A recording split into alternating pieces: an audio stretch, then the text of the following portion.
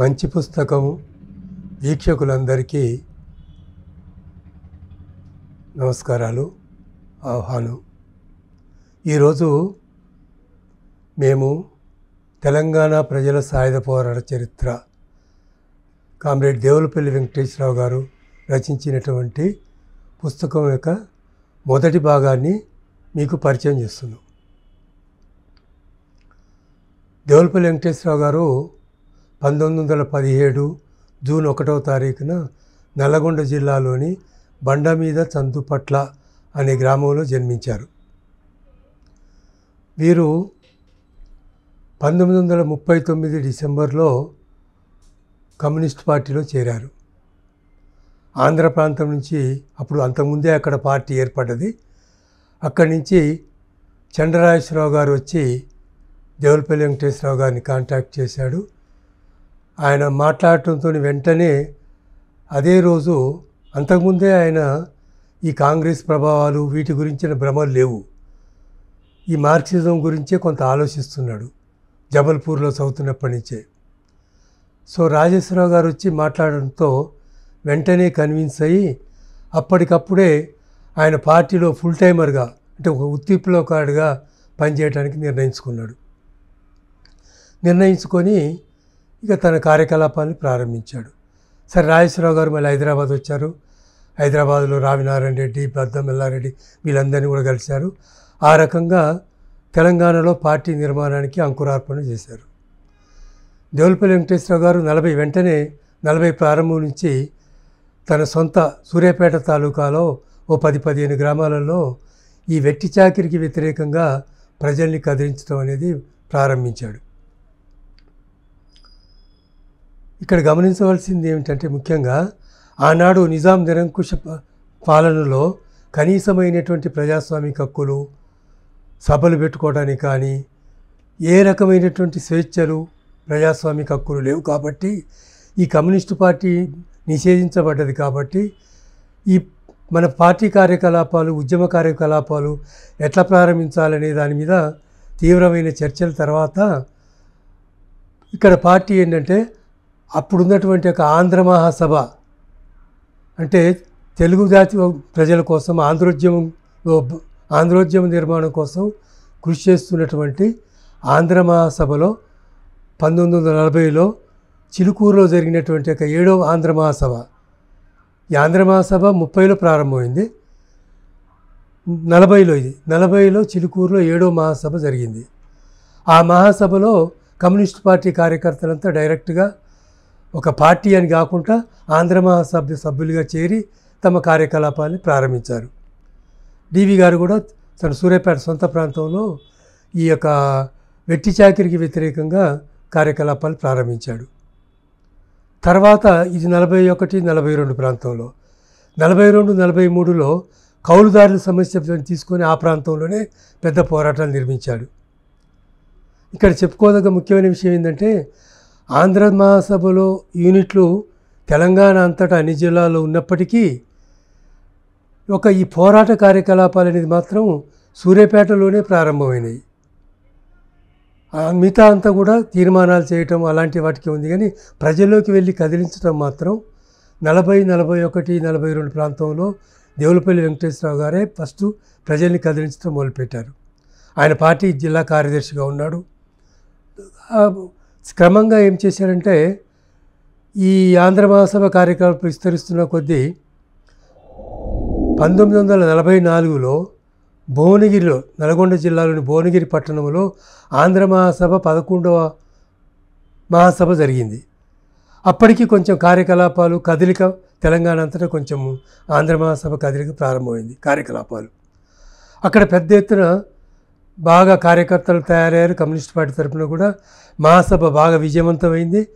ఆ మహాసభ అనేది ఒక మలుపుగా, ఆ మహాసభ అనంతరం వెంటనే జనగామ ప్రాంతం నుంచి ఒక గ్రామం నుంచి వచ్చినటువంటి ఒక కార్యకర్త, సభకు హాజరైనటువంటి అతను, మీరు మా ఊరికి రావాలి, మా ఊరిలో దొరల దోపిడీ దౌర్జన్యాలకు వ్యతిరేకంగా మేము బాగా ఇబ్బంది పడుతున్నాము, మా దగ్గర వచ్చి మడిగడప అనే ఊరు, మా ఊరు వచ్చి మీరు సంఘం పెట్టాలి, మీరు సంఘం పెట్టకపోతే నేను ఈ ఆఫీస్ నుంచి పోను, ఇక్కడే కూర్చుంటా అంటే అప్పుడు ఆ ప్రాంత కార్యకర్త ఆరుట్ల రామచంద్రరెడ్డి గారు ఆ ఊరు వెళ్ళాడు, అక్కడ సంఘం పెట్టాడు.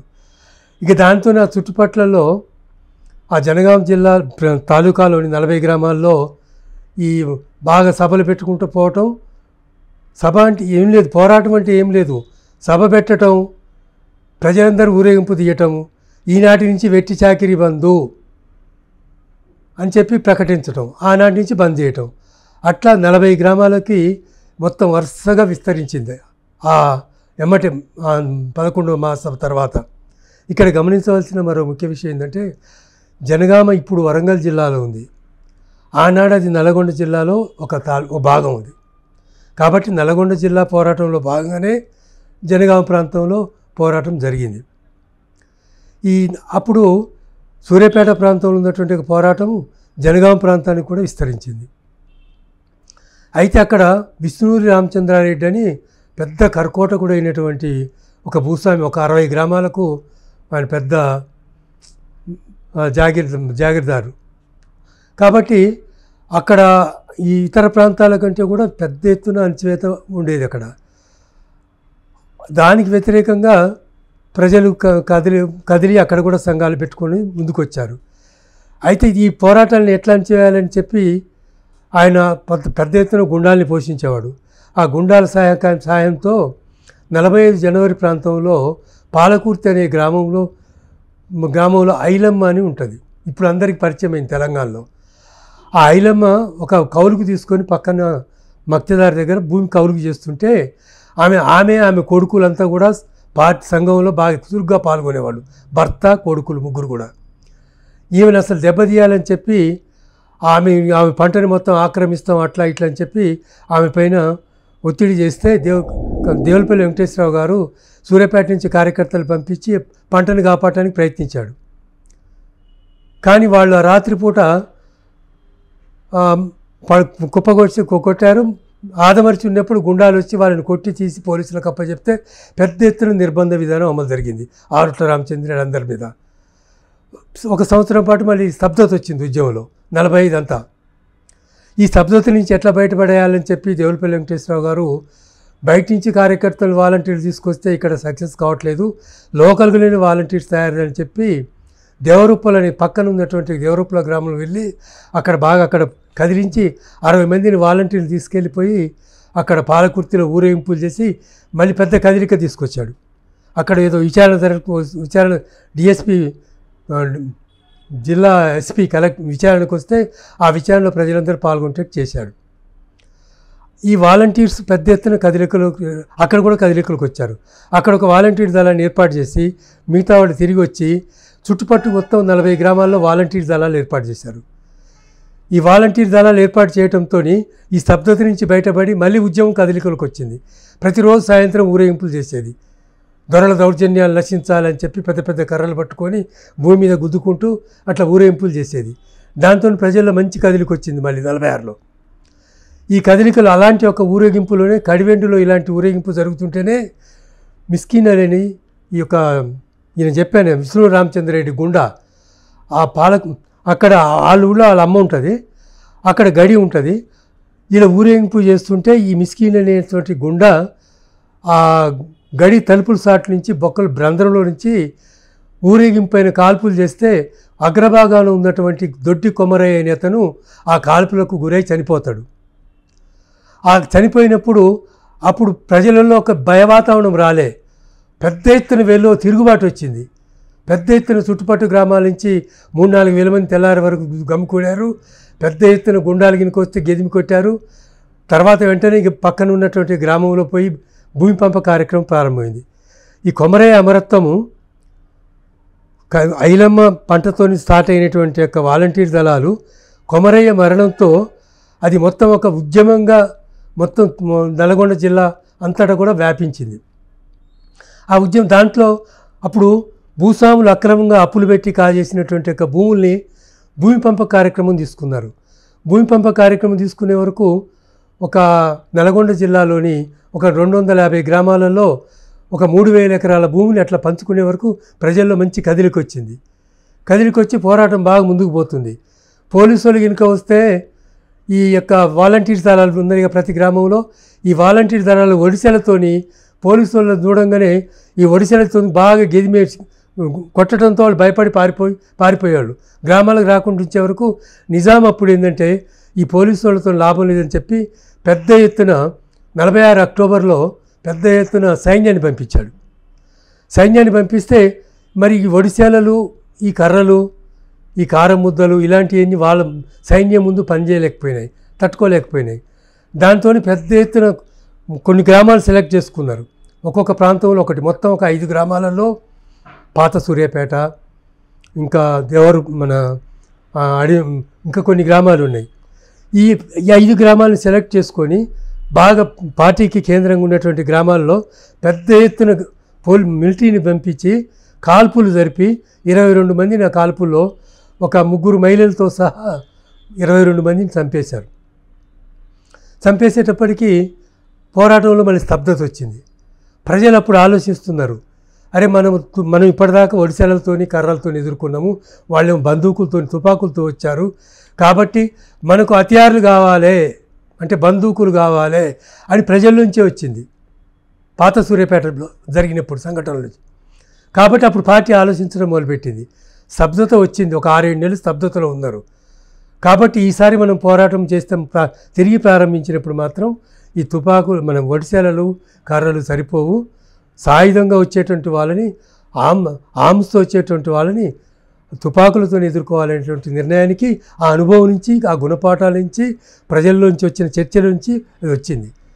అయితే ఇంతలో 47 ఆగస్టు వచ్చింది, మనకు దేశానికి స్వాతంత్రం వచ్చింది. స్వాతంత్రం వచ్చేటప్పటికి ఇక్కడ కాంగ్రెస్ పార్టీ, అంతకుముందు కాంగ్రెస్ పార్టీ బలంగా లేదు, ఇక్కడ కాంగ్రెస్ పార్టీ మళ్ళీ కదలికలోకి వచ్చింది. కాబట్టి ఈ కదలికలోకి వచ్చినప్పుడు వాళ్ళు ఏదో బూటకపు సాయుధ పోరాటం మొదలుపెట్టారు. కాంగ్రెస్ గాంధీ గారేమో అహింసా సిద్ధాంతము, ఇక్కడేమో వీళ్ళు సాయుధ పోరాటం ఒట్టిన దళాలు ఏర్పాటు చేసి అక్కడిక్కడ అవుట్ పోస్టులు ఉండేవి. మన ఏమంటారు వాటిని, వీటిని మన అంటే మన వేరే దేశానికి మధ్య సరుకులు ఇంకా దిగుమతి అవుతున్నప్పుడు ఏర్పాటు చేసేటువంటి అలాంటివి ఉంటాయి అన్నట్టు. వాటిపైన దాడులు చేస్తున్నారు. అప్పుడు కమ్యూనిస్ట్ పార్టీ కూడా సాయుధ పోరాటం ప్రారంభించాలని నిర్ణయించుకున్నది. 47 సెప్టెంబర్లో సాయుధ పోరాటం కమ్యూనిస్ట్ పార్టీ స్టార్ట్ చేసింది. కానీ కొద్ది కాలంలోనే అర్థమైంది ఏంటంటే ఈ సాయుధ పోరాటం దెబ్బతినిపోతుంది. ఈ సాయుధ పోరాటం దెబ్బతినిపోతుంటే ఏం చేయాలనేది వచ్చింది. అప్పుడు దేవులపల్లి వెంకటేశ్వరరావు గారు రాష్ట్ర కమిటీ సభ్యుడు. దేవులపల్లి వెంకటేశ్వరరావు గారు రాష్ట్ర కమిటీలో చర్చ పెట్టాడు. ఈ పోరాటం త్వరలోనే దెబ్బతినిపోతుంది, మనం భూమి పంపక కార్యక్రమం తీసుకుంటేనే ఈ పోరాటం నిలబడుతుంది, ముందుకు పోతుంది తప్ప పోదంటే చర్చ పెడితే చాలా కొన్ని 2-3 వర్యాలు ఒప్పుకోలేవు. మొదట్లో మంది ఐక్య సంఘటన కదా, నిజాంకి వ్యతిరేకం కదా, భూస్వాములు కూడా కలిసి వస్తారు కదా, మరి ఇప్పుడు మనం భూమి పంపక కార్యక్రమాలు పెడితే భూస్వాములు మన ఐక్య సంఘటనలు రాదు కదా అంటే అప్పుడు డివి భూస్వాములు వచ్చి పెద్ద ఎత్తున పోరాడేది ఏమి లేదు, ఇక్కడ ప్రజలు పోరాడాలి. నిజాం ప్రభుత్వం కూడగొట్టాలంటే భూస్వాములు ఆయుధాలు పట్టు వాళ్ళు పోరాడి ప్రభుత్వాన్ని పడగొట్టరు. ఈ ఐక్య సంఘటన గురించి చూసుకుంటే ఈ పోరాటం కూడా దెబ్బతింటుంది. భూమి పంపకం ఎట్లయినా చేపట్టాల్సిందంటే 2-3 వరుసలు నెల రోజుల పైగా చర్చ జరిగిన తర్వాత ఆఖరికి రాష్ట్ర కమిటీ ఏంటంటే మొదట ఒక నిర్ణయం తీసుకుంటూ అది కూడా లాభం లేదని మళ్ళీ మార్చారు. ఫస్ట్ 500 ఎకరాల సీలింగ్ అన్నారు, తర్వాత అది కూడా లాభం లేదని 200 ఎకరాలకు సీలింగ్ పెట్టి 200 ఎకరాల కంటే ఎక్కువ భూములంతా కూడా పంచాలని చెప్పి రాష్ట్ర కమిటీ నిర్ణయించడంతో అప్పుడు భూమి పంపక కార్యక్రమం మంచిగా మొదలైంది 47 అక్టోబర్లో. ఇక దానితో మళ్ళీ పోరాటం బాగా ముందుకు పోయింది. అది అంటే ఇక్కడ ఒక కీలకమైనటువంటి దశలైనట్టు వాలంటీర్ దళాలు ఏర్పాటు చేయటం ఒక ముఖ్యమైన మలుపు అయితే, కొమరయ్య అమరత్వం మరొక మలుపు అయితే, ఈ యొక్క భూమి పంపక కార్యక్రమం ప్రారంభించడం అనేది ఒక మరో ముఖ్యమైనటువంటి ఒక మలుపు అది. కాబట్టి ఇక పోరాటం ఉవ్వెత్తుగా సాగుతూ ముందుకు పోతుంది ఎదురు లేకుండా.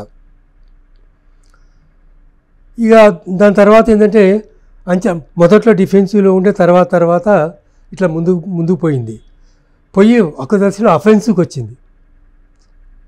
అసలు ముందు ఇక్కడ ఒక విషయాన్ని మనం చెప్పడం మర్చిపోయాను. సాయుధ పోరాటం ప్రారంభించాలనేటప్పుడు అనుకుంటున్నప్పుడు మరి మన కేంద్ర కమిటీ ఉంటుంది కదా కమ్యూనిస్ట్ పార్టీకి, ఒక ప్రతినిధి వర్గం ఏంటంటే కేంద్ర కమిటీ కార్యదర్శి పిసి జోషి దగ్గరికి పోయారు. పిసి జోషి దగ్గరికి వెళ్ళి మరి సాయుధ పోరాటం కాంగ్రెస్ వాళ్ళే సాయుధ పోరాటం మొదలుపెట్టారు, మరి మనం అసలు మనది సాయుధ పోరాటం పొందా కదా, మనం సాయుధ పోరాటం మొదలు పెడతామని పోతే ఆయన ఏమన్నాడంటే, సాయుధ పోరాటం అంటే నకరాల ఏమనుకుంటారు మీరు కథల, అదేమన్నా మామూలు అది సాయుధ పోరాటం అంటే అల్లాటప్ప పిల్లగాళ్ళ ఆటలు అనుకుంటారా, పాయింట్ తడిసిపోద్ది అన్నాడు.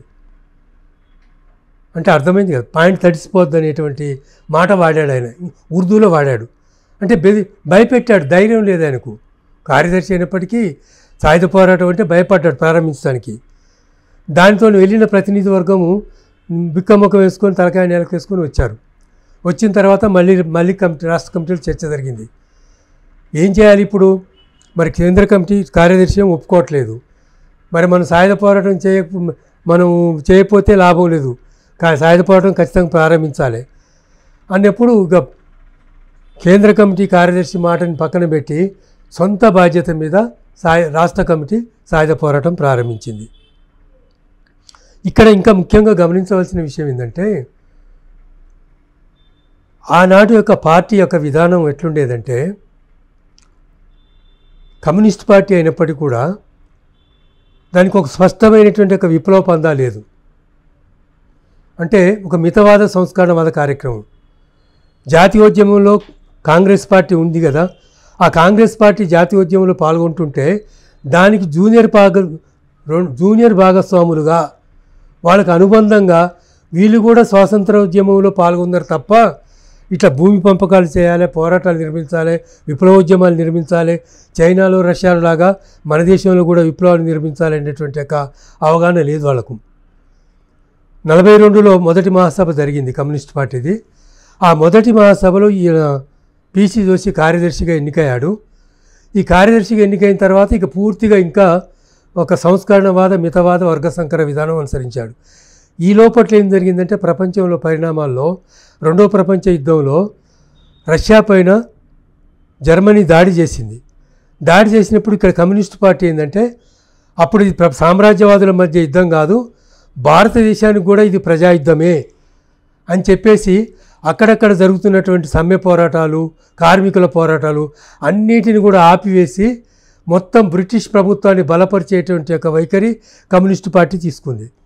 దాంతో కమ్యూనిస్టు పార్టీ ప్రజల నుంచి చాలా, కాంగ్రెస్ పార్టీ క్విట్ ఇండియా అని ఉద్యమం నినాదం ఇచ్చింది అప్పుడు. సరే, వాళ్ళ విధానం ఎంత లోపభూయిష్టంగా ఉన్నప్పటికీ వాళ్ళు క్విట్ ఇండియా ఉద్యమం అని వాళ్ళు ఇస్తే, బ్రిటిష్ వాళ్ళకు సామ్రాజ్యవాదులకు రెండో ప్రపంచ యుద్ధంలో బ్రిటిష్ వాళ్ళని బలపరచాలనేటువంటి ఒక వైఖరితో వీళ్ళు ప్రజాయుద్ధ పందాన్ని తీసుకొని ఇక్కడ పోరాటాలను ఆపేయడంతో ప్రజల వ్యతిరేకత వచ్చింది. బట్ ప్రజలు చాలామంది దూరం అయ్యారు కమ్యూనిస్ట్ పార్టీకి. కానీ తెలంగాణలో పోరాడుతున్నారు కాబట్టి, ముఖ్య నల్గొండ జిల్లాలోనే అప్పుడు మొదట్లో పోరాడుతున్నారు కాబట్టి ప్రజలు దూరం కాలే. ఇక్కడ గమనించవలసినటువంటి విషయం ఏంటంటే, 47 వరకు 46 వరకు ఒక నల్గొండ జిల్లాలోనే పోరాటం జరిగింది. 47 సెప్టెంబర్ తర్వాత సాయుధ పోరాటం ప్రారంభమైన తర్వాత వరంగల్, అప్పుడు ఖమ్మం జిల్లా కూడా వరంగల్ జిల్లాలో ఉండేది. అంటే 3 జిల్లాలు, ఇప్పుడు 3 జిల్లాలలో పోరాటం జరిగింది. తర్వాత నెమ్మదిగా కరీంనగర్, ఆదిలాబాద్ ఆ ప్రాంతాలలో ఇక్కడి నుంచే పక్క ప్రాంతాల నుంచి సరిహద్దుల నుంచి విస్తరించబడి ఆ రకంగా తెలంగాణలో ఒక విస్తృతంగా వ్యాపించింది 48 నాటికి 49 నాటికి. కాబట్టి అంటే ఇక్కడ గమనించవలసినటువంటి విషయం ఏంటంటే, కమ్యూనిస్టు పార్టీ ఏమో అసలు ఈ పోరాటానికి వ్యతిరేకం. కమ్యూనిస్టు పార్టీలో భాగమైనటువంటి ఆంధ్ర రాష్ట్ర కమిటీ, తెలంగాణ హైదరాబాద్ సంస్థాన కమిటీ ఏమో సాయుధ పోరాటం నడుపుతుంది. అంటే పార్టీ నిర్ణయాన్ని పక్కన పెట్టి ఈ సంస్కరణవాద మితవాద పందాలు వీటన్నిటిని పక్కన పెట్టి వీళ్ళు ఇక్కడ పోరాటాన్ని నడుపుతున్నారు. దాంతో పోరాటం అంచెలంచెలుగా ఇట్లా ముందుకు పోయింది. ముందుకు పోయిన తర్వాత మళ్ళీ 48లో పార్టీ రెండో మహాసభ జరిగింది. ఆ రెండో మహాసభలో రణదీవ్ పార్టీ కార్యదర్శిగా ఎన్నికయ్యాడు. ఆయన ఇంకో పందా మొదలుపెట్టాడు. ఈ పందా వదిలేసి ఈ రైతుల పోరాటాలు ఇవన్నీ కాదు, కార్మికుల తిరుగుబాటు జరగాలి భారతదేశంలో అని చెప్పి తెలంగాణ పోరాట పందాన్ని కూడా అంగీకరించలే. రెండో మహాసభలో కార్యదర్శిగా అయ్యాడు. తర్వాత ఆంధ్ర రాష్ట్ర కమిటీ సెక్రటేరియట్ ఆంధ్ర థీసిస్ పేరుతో తెలంగాణ పోరాట అనుభవాల ఆధారంగా ఈ పందాన్ని దేశానికంతా కూడా వర్తింపజేయాలని చెప్పి ఒక డాక్యుమెంట్ రాసి పంపితే దాన్ని పక్కన పడేసి అది కాదు, అది వర్తించదు మన దేశానికి కార్మికుల తిరుగుబాటే వర్తిస్తుందని చెప్పి ఆయన ఈ పోరాటాన్ని అసలు పట్టించుకోలే. పై సంబంధం ఏ రకంగా కూడా సాయుధ పోరాటానికి బలపరచలే. అంటే ఇక్కడ గమనించవలసింది ఏంటి, 42 మహాసభలో ఎన్నుకున్న కార్యదర్శి కానీ కమిటీ కానీ, 48లో ఎన్నుకున్నటువంటి కార్యదర్శి కానీ కమిటీ కానీ వీళ్ళెవ్వరీ కూడా తెలంగాణ సాయుధ పోరాటంలో ప్రమేయము పాత్ర ఏమీ లేకపోగా దాన్ని నీరుగార్చి నిర్వీర్యం చేసేటువంటి యొక్క పద్ధతిలోనే వాళ్ళ వైఖరి ఉన్నది. ఇదంతా కూడా ఒక సొంత చొరవతో జరిగినటువంటి యొక్క ఆంధ్ర రాష్ట్ర కమిటీ మన తెలంగాణ ప్రాంత పార్టీ సొంత చొరవతో చేసినటువంటి యొక్క పోరాటం. ఈ పోరాటాన్ని కామ్రేడ్ దేవులపల్లి వెంకటేశ్వరరావు 48లో వరకు మొదటి దశ పోలీస్ చర్య జరిగింది. అయితే ఈ పోరాటం బాగా ముందుకు పోతుంటే అప్పుడు కేంద్రంలో అప్పుడు కాంగ్రెస్ ప్రభుత్వం వచ్చింది కదా 47 ఆగస్టులో. నిజాం ప్రభుత్వమేమో 560 సంస్థానాలు ఉన్నాయి భారతదేశంలో. మన సంస్థానము పక్కన ఉన్నటువంటి మైసూరులో ఒక సంస్థానం తప్ప అన్నీ కూడా యూనియన్లో కలిసిపోయాయి. నిజాం కలవనన్నాడు. ఇక్కడ రజాకారులు కాసిం రజీ నాయకత్వంలో ఏర్పడ్డ రజాకారులు నిజాము భారత యూనియన్లో కలవటాన్ని వ్యతిరేకించారు. దాంతో ఏం చేయాలనేది పెద్ద చర్చ జరుగుతూ ఉంది నిజాంకును బ్రిటిష్ వాళ్లకు కాంగ్రెస్ వాళ్ళకు కూడా. అయితే ఈ పోరాటము ముందుకు పోయి ఎంత ఉధృతంగా పోయిందంటే మామూలు ఒక భూమి పంపకం దశ నుంచి గ్రామ రాజ్యాలు ఏర్పడ్డాయి.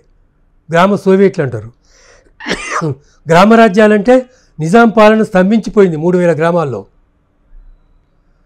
ఈ తెలంగాణలోని ముఖ్యంగా నల్గొండ వరంగల్ ఖమ్మం చుట్టుపట్టు ప్రాంతాలలో 3000 గ్రామాలలో ఈ యొక్క నిజాం పరిపాలన స్తంభించిపోయింది. అక్కడ పటవార్లు పటేలు లేరు, రికార్డు లేదు, ఏమి లేదు. ఒక ప్రజలే స్థానిక గ్రామరాజ్యాల్ని ప్రజలందరూ సమావేశమై గ్రామరాజ్యాలను ఏర్పాటు చేసుకున్నారు. ఇక పరిపాలన అంతా కూడా ప్రజలే చూసేవాళ్ళు. అంటే నిజాం పరిపాలన లేకుండా పోయింది. అక్కడ గ్రామరాజ్యాలు ఏర్పడ్డాయి. మరి దీన్ని చూసి ఇటు కాంగ్రెస్ పార్టీకి కేంద్ర ప్రభుత్వానికి బ్రిటిష్ వాళ్ళందరూ కూడా ఆందోళన చెందారు. మరి అక్కడ మన పాలకవర్గాల ప్రభుత్వం లేకుండా పోతుందాడా? మరి ఇట్లనే దీన్ని వదిలేస్తే ఇది పక్క రాష్ట్రాలకు కూడా వ్యాపించితే అప్పుడు మనకు దేశవ్యాప్తంగా ప్రాబ్లం అవుతుంది. కాబట్టి దీన్ని ఏం చేయాలని చెప్పి నిజాము సైన్యము మన నెహ్రూ వాళ్ళు చాలాసేపు తర్జనలు చేశారు, చర్చలు చేశారు.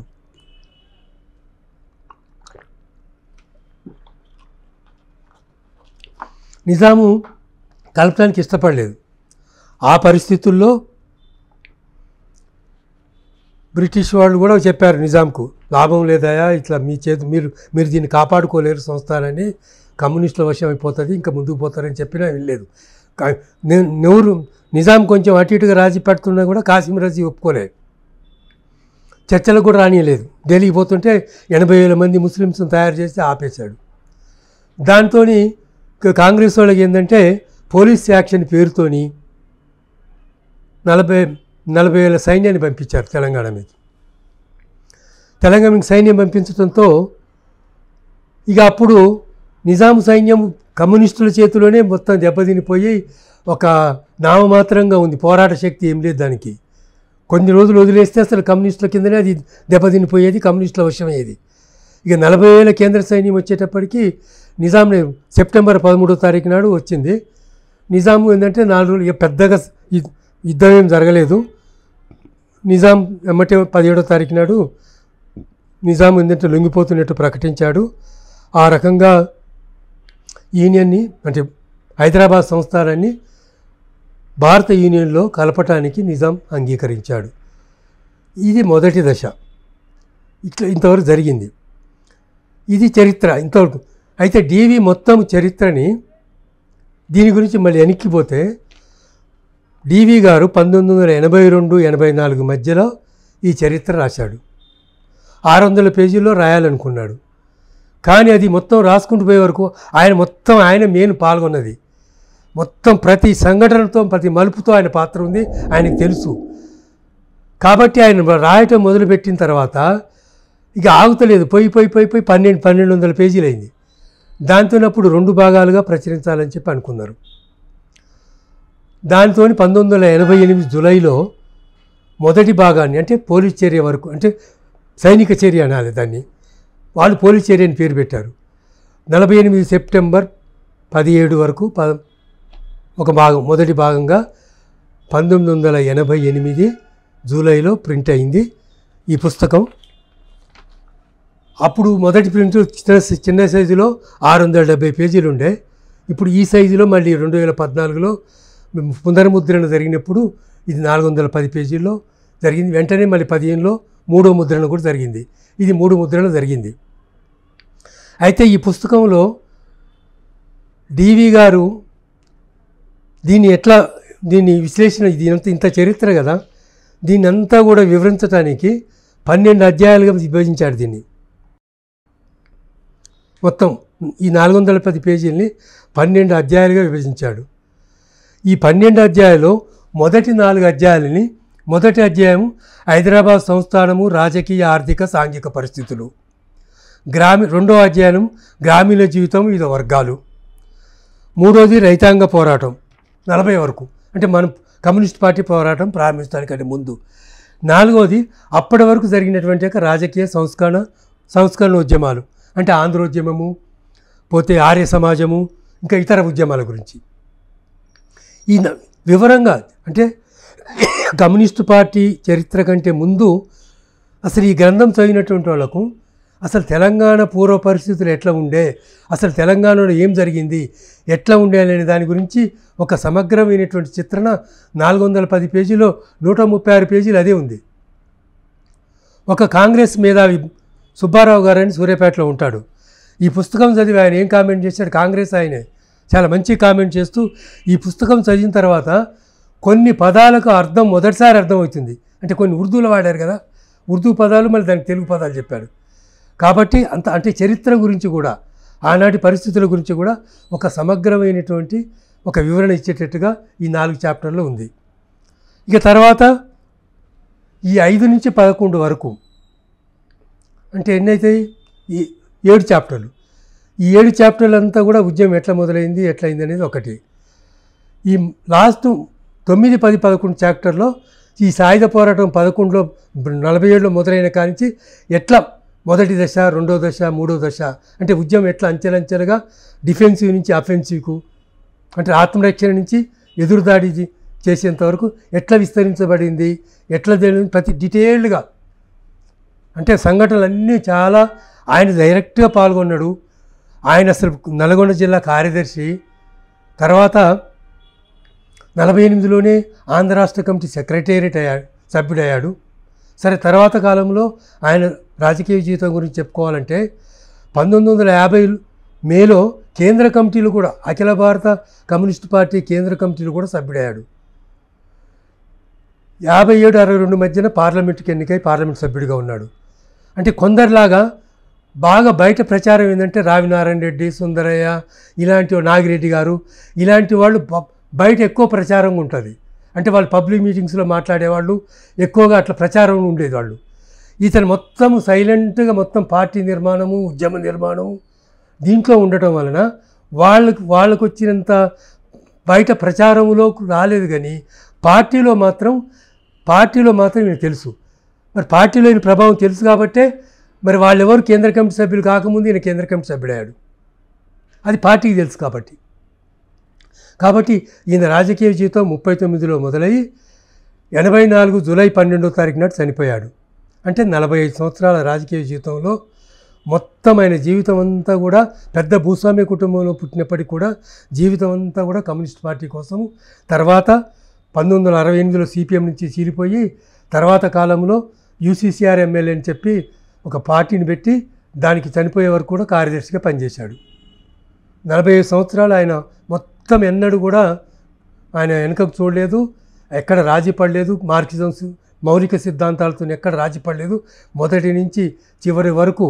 ఇంకొక విశిష్టత ఏంటంటే డివి గారిది, చాలామంది ప్రముఖ నాయకులు రావినారాయణ రెడ్డి, సుందరయ్య గారు, ఈవెన్ నాగిరెడ్డి గారు, వీళ్ళందరూ మొదట కాంగ్రెస్ పార్టీ, కాంగ్రెస్ ప్రభావం, గాంధీ ప్రభావం, నెహ్రూ ప్రభావాలు ఉంటూ వచ్చారు.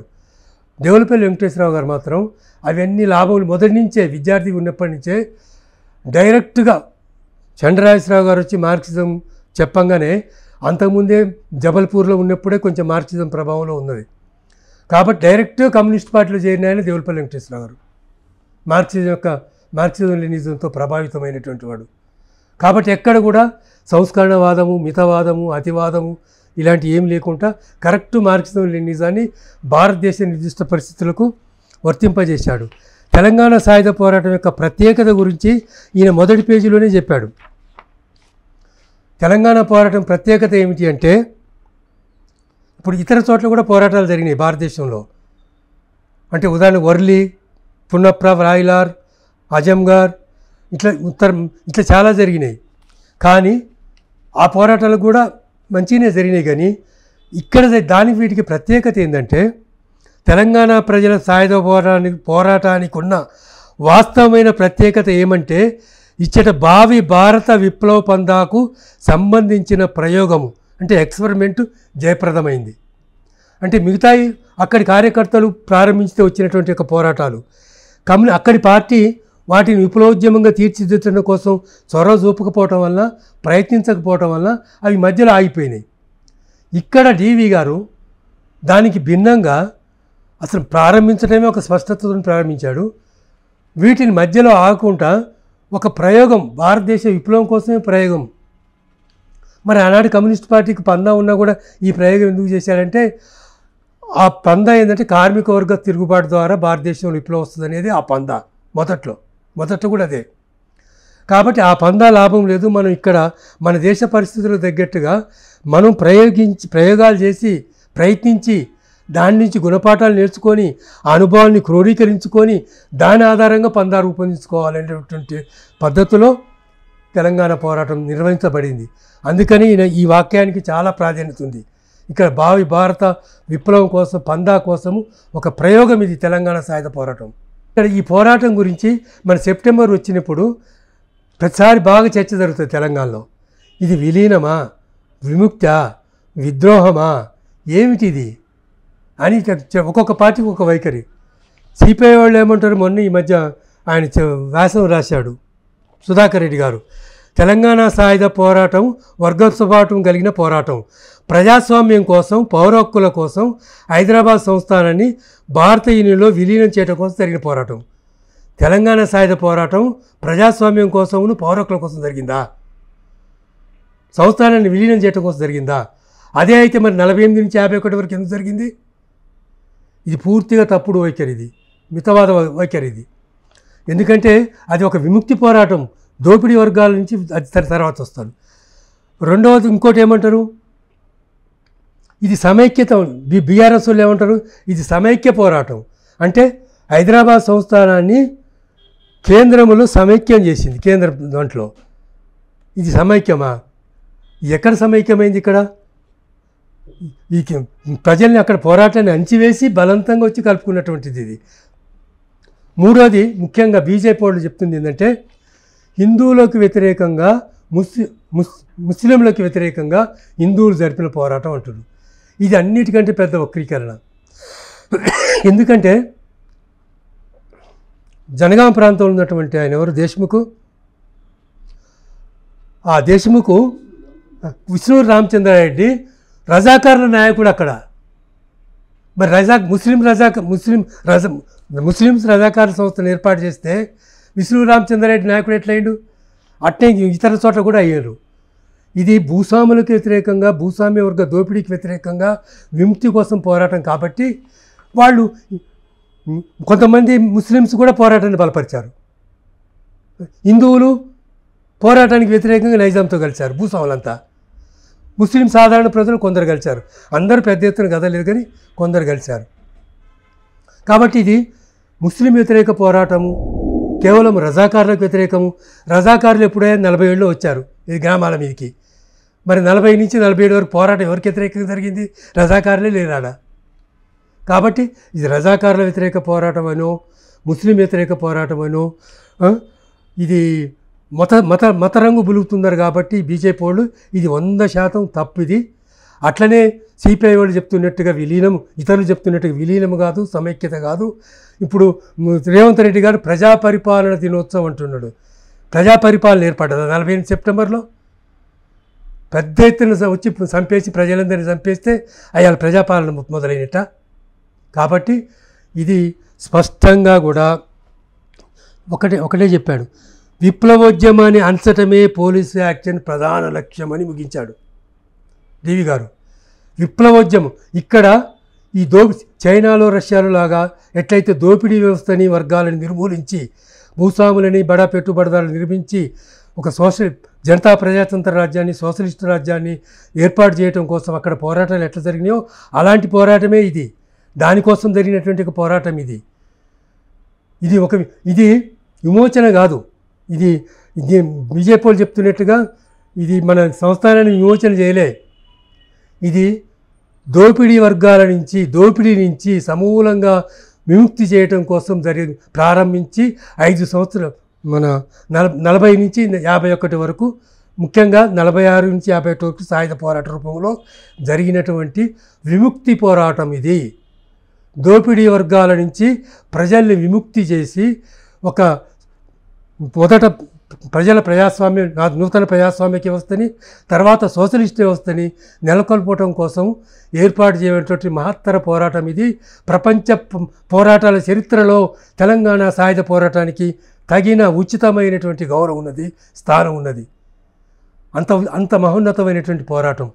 అయితే ఈ గొప్ప పోరాటం అని చెప్పి అంతా బాగానే ఉందని చెప్పి వదిలేయకుండా 12వ చాప్టరు 50 పేజీలు, ఇది చరిత్ర మాత్రమే కాదు ఈ పుస్తకం, 50 పేజీలు దాన్ని విశ్లేషించాడు, లోపాలు కూడా చెప్పాడు.